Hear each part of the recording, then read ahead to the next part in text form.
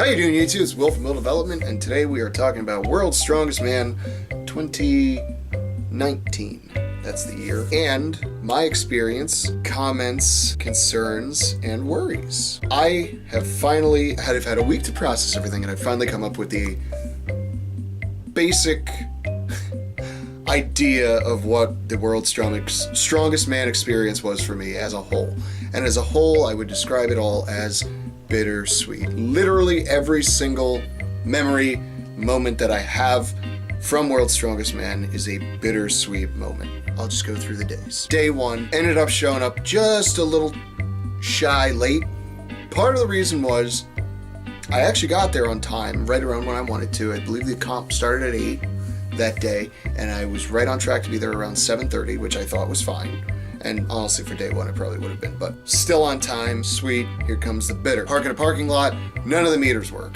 So now I'm forced to try to find some other place to park, end up parking somewhere where I'm like, I don't know if we're allowed to park here, but there's no signs. So that little escapade ended up making me the 20 minutes late that I was. Ended up getting there after the first group had already started. C'est la vie, right? It's no big deal. I'll get to the big parts. But moving on through day one, we ended up getting rained out. It was about 2 hours of a rain delay. We still had to check into the hotel, so we had to leave at 6:30 to get there on time. And it was about 5:30 when the rain finally started, maybe even 6 when it finally stopped. Soaked, shoes soaked, socks soaked, you name it. There are parts of me that I didn't know could possibly get, soaked, and they did. It gave me the opportunity to have about an hour-long conversation with Steve Slater, which is a man I've been wanting to meet for years, ever since I started making stones. It was this really funny moments because I was trying to not come off as creepy, and then I realized everything I said ended up sounding really stalkerish, and I didn't want it to come off that way. And in the end, he's like, I get it, I thought it was just me, but it's like everybody. Like, dudes that I know locally, big, super strong guys, they get like nervous and like giddy when they meet these heroes of theirs too, you know what I mean? So that made me feel a lot better to see some of my friends and even bigger guys that I kind of like be like, oh, look at these big confident men, and it's like, oh god, they turn into children too when they see their hero. So that made me feel good. But I was talking to him, and I'm wearing his shirt, which is half the reason I wanted to talk to him specifically that day, because he'd be a great icebreaker. And we're chatting, and I'm telling him, yeah, I bought every single mold you've made, and when I bought the final one, you actually sent me this shirt with a handwritten note.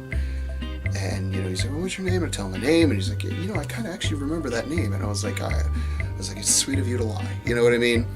I was like, I still have the note, man. I've still got it pinned up somewhere. I don't remember where I have it. I think I have it in between some book somewhere. But I've still got it. And then I was like, oh my god, that sounded so stalker. I don't mean it that way. I'm not a freak. I just, it was really exciting, and it was a proud moment for me to be acknowledged by somebody I respect so much. You know what I mean? And he totally got it. But sweet moment. Because of the rain, everything was stopped, and he's just walking around. So I finally, I got to talk to him, and that was awesome. Day 2, on the beach. Bitter. We ended up showing up an hour early before the event was supposed to start, and there was literally nowhere to stand. Sweet. We ended up going to the kind of bar cafe thing they had right there on the beach, sitting down next to some big guy from Florida, hitting it off with him, and we had seats right there on the top, and for most of the day we could actually see a lot of the events right there in seats from the cafe/bar. Another sweet moment was meeting Magnus for Magnuson and Colin Bryce, who were just sitting at the bar like regular people. I just kind of walked up and said hi, and they started chatting, and it was awesome. So that was a sweet moment, but it was bitter because we couldn't see better because we were far away at that point. Day 3, we ended up actually skipping. We were too wrecked from Thursday and Friday, so we ended up skipping Saturday. And then the finals, which again, another bittersweet day. Literally every moment was bittersweet. They also had a cafe bar right there on the beach, but it wasn't on a deck, so it was beach level, and at one point we could see no problem, and then at another point there were so many people that you just couldn't see past them anymore. So we just gave up sweetly, ordered some all-you-could-eat pancakes, which was awesome. I had 12, I think, or 16. I had like 4 or 5 plates of it. Yeah, if you're selling pancakes for $7, you tell me all you can eat, I take that as a challenge. I was still pretty hungry when I was done eating, but that was all I ate that day, so, breakfast of champions for sure. So that was kind of sweet. And then, bitter moment, we can't watch the damn show. It's the finals, we can't watch it. Well, heard tell that the actual 2 final events would be taking place over in the parking lot. So while everybody was standing there dicking around, we went over to the parking lot and grabbed basically a front row spot. We couldn't see a hell of a lot because of the positioning. And then we did end up moving, so that worked out better. And then I would say the very final bittersweet moment was Brian Shaw coming in 5th place, as I recall. I could be wrong, but he came in 5th place, and I had snapped a pic with Brian on day 2, I think.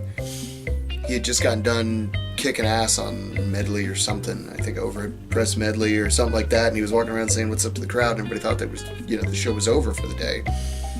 And we ran up to the fence, and I'm wearing one of my Brian shirts, my girl's wearing her, I don't remember what she was wearing, what shirt she was wearing. We got a cool pic right there with him, but I wanted more because Brian's my favorite strongman, active for sure. So I wanted to, talk with him more, and it was such a bittersweet moment because I was like, he didn't win, he didn't even podium.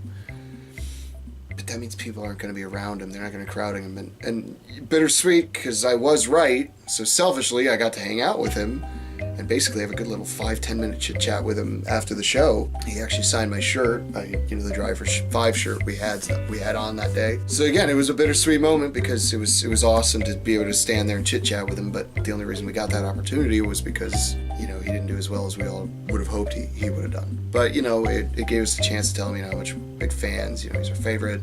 Can't wait to see him come back next year when he's not filming some TV series.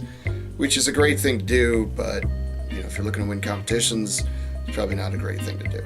So that's the bittersweet experiences. I'm going to put at the end of this video basically every strong man I took a picture with. I got a lot of them. I think the only one I missed that I'm still kicking myself over was Derek Poundstone. Derek is actually Rob Kearney's coach now, and he was just sitting at the cafe on Friday, just chilling out, just, eating or whatever normal people do, And I just struck up a conversation with him, and I talked with him for about 30 minutes. And I just totally forgot to even get a picture. Into the nasty comments about World's Strongest Man as a whole. I'm not going to rip into him that hard. I understand everybody has a boss. I am not disappointed with how the show was run in terms of people that were there running the show. Everybody has a boss they have to answer to, and some of the crowd was ripping on this person or that person, and it's like, look, that lady with the headset on is answering to some asshole in a suit in that RV over there. You know what I mean? So it's like, don't get mad at her. They're not giving us information. That fucking sucked. No excuse for that shit. The crowd is here. You want to use the crowd because they want us to jump for joy every time they say jump for joy because they're doing a swing around shot for the show, but they're not giving us anything except the free show. One could argue, hey, you're getting a free show. Enjoy it. Sure, but the show's not free. I have to jump up and dance for you when you want. I guess I don't have to, right? I could just do nothing. But nobody that's here came for free. We all had to either drive, take some sort of transportation here. We had to buy food. Some people had to buy lodging, you know what I mean? We actually had to buy lodging too, and we're from the state. So it's like, yeah, the show is free, but nothing is free. We all had to sacrifice something, in most of us in cases it was money, and another one was time to come out here and enjoy this.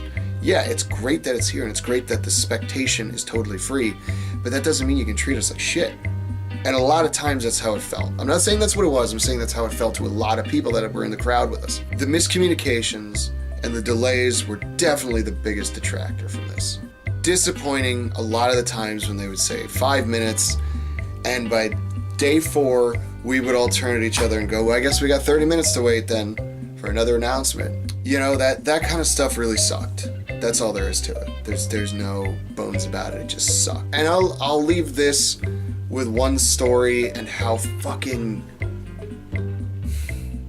just insane even the spectators and fans of this sport, so-called fans of this sport, still are, and how fucked up they are in the head, and how warped our perception of what a sport should be because of the traditions these people have right now. And when I say these people, I mean World's Strongest Man as a group. At one point during the finals, there were 2 stone runs left to do.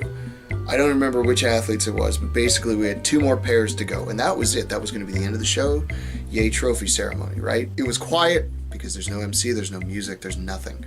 And I yelled into the empty stage, "Can we please get the scores?" You'd think it was a pretty simple request. I mean, literally every other sport that has scores has it somewhere displayed for the spectators to see. And somebody behind me, a fan, actually yelled, or I should say another spectator, actually yelled, "They're online."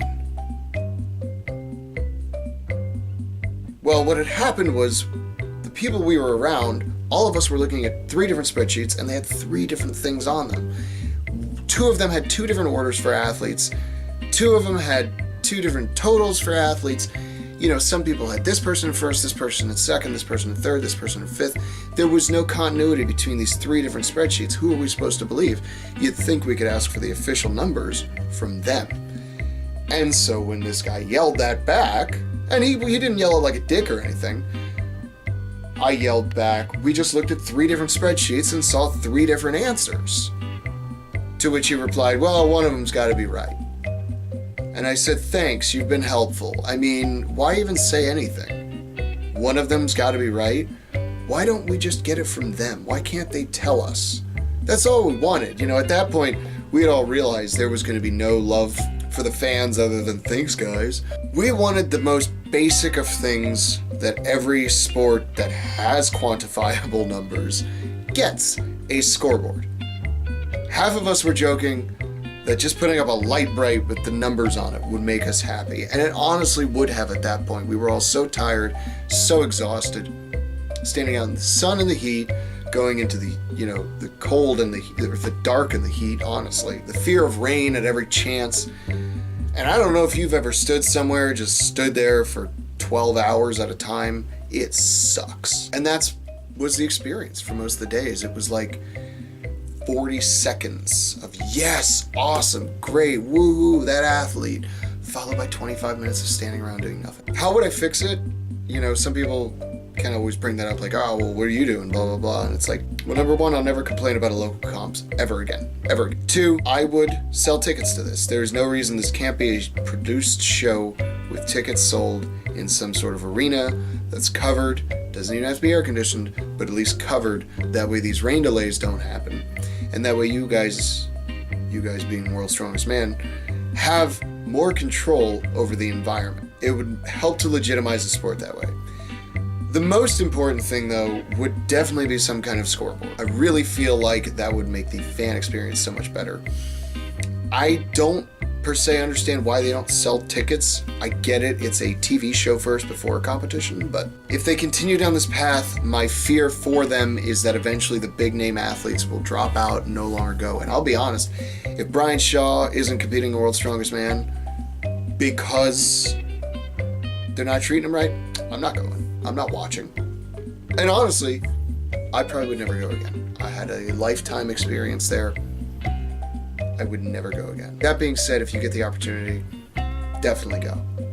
It is a once-in-a-lifetime opportunity to meet so many great athletes from past, present, and you never know, even the future. You know what I mean? So I'll leave you with that. Hopefully I didn't seem too depressing. But let me know if you have any questions about the experience. Leave them down in the comments below. Call me a stupid asshole. I don't give a shit. But I will respond to basically any comment anybody leaves. So let me know what you think. And enjoy the montage. If you don't, then what's your excuse? Oh, that sounds like a bitch. If you don't enjoy the montage, then what's your excuse? Yeah, that sounded a lot more masculine. I like that one better.